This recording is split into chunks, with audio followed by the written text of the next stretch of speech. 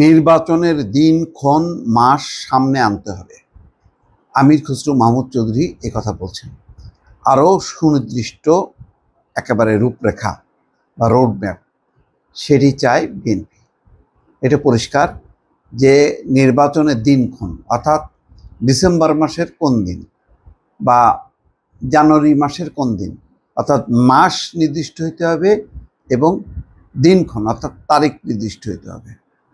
দর্শক বুঝতেই পারছেন এই বক্তব্যের মধ্য দিয়ে বিএনপি যে নির্বাচনের ব্যাপারে কতখানি গুরুত্ব দিচ্ছে এটি বলার অপেক্ষা রাখে না। সম্ভবত ঈদের পর, যদি সরকার ঈদের পরপরই নির্বাচনের এক সুনির্দিষ্ট তারিখ ঘোষণা না করে তাহলে বিএনপি সরাসরি আন্দোলনে যাবে এবং বলা হচ্ছে যে তারেক রহমানও দেশে ফিরতে পারেন এবং তারেক রহমান দেশে ফেরার পর যদি এই ইস্যুতে আন্দোলন সংগঠিত করে এবং সরকারের উপর চাপ দেয় তাহলে পরিস্থিতি বেশ জটিল হবে। তার আগেই বিএনপি চায় যে নরমে গরমে সরকার যাতে বিষয়টা উপলব্ধি করেন যে একটা রেগুলার গভর্নমেন্ট আসা দরকার, রেগুলার গভর্নমেন্ট নির্বাচনের মাধ্যমেই আসবে এবং সেই নির্বাচনটা যাতে ভালো হয়, সুন্দর হয়, সেজন্য যা যা সংস্কার করা দরকার সব সংস্কার যাতে সম্পন্ন হয়।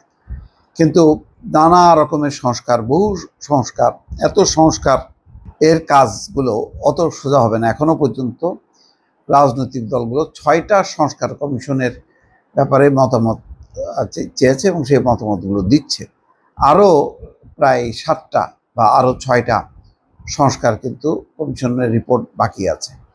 তো এটা একটা হিউজ ওয়ার্ক এবং এত বিস্তৃত কাজ অন্তর্বর্তী সরকার এইভাবে নির্বাচন ছাড়া পরিচালিত হবে, এটা খুব ডিফিকাল্ট। একটা নির্বাচিত সরকারও নানা কমিশন গঠন করে সেই কাজটা এগোতে পারে, যেটা বিএনপি বলছে যে সংস্কার একটা চলমান প্রক্রিয়া, কিন্তু নির্বাচনটা বন্ধ রাখা যাবে না।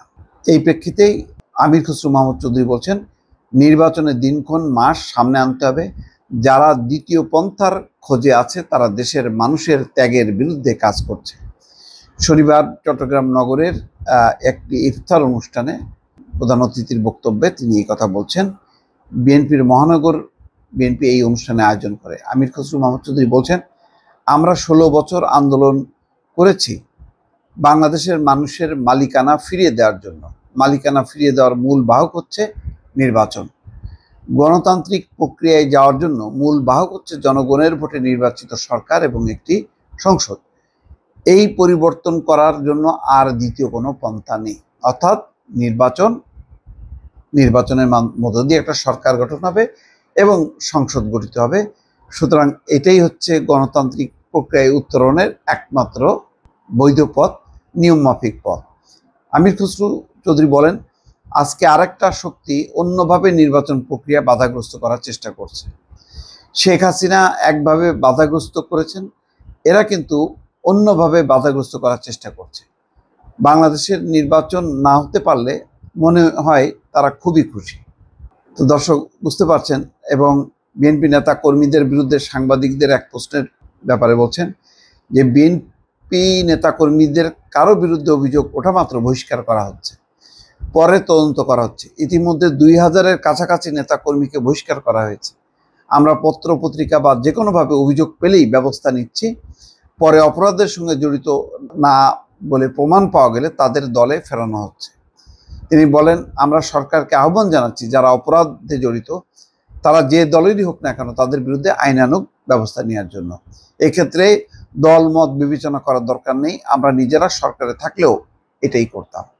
দর্শক, যাই হোক, এই বক্তব্যের মূল কথাটা ফোকাসড পয়েন্ট হচ্ছে নির্বাচনের তারিখ ঘোষণা করতে হবে। সম্ভবত এই একটা ইস্যুতে নির্বাচন ঈদের পর বিএনপি আন্দোলন শুরু করবে যদি না অন্তর্বর্তী সরকার তারিখ ঘোষণা না করে। দর্শক ভালো থাকবেন, আল্লাহ হাফিজ।